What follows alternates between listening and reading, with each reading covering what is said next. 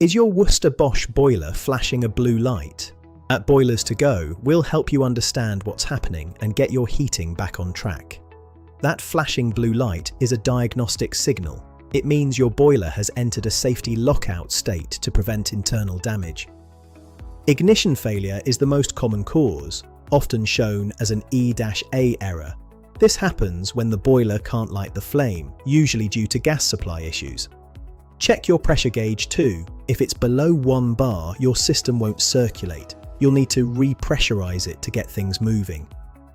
In cold weather, the condensate pipe can freeze. If you hear a gurgling sound before it cuts out, that's your likely suspect.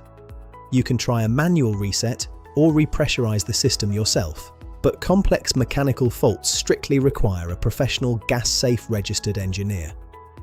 For more expert heating advice, make sure to subscribe and follow us here at Boilers2Go. Stay warm, and we'll see you in the next video.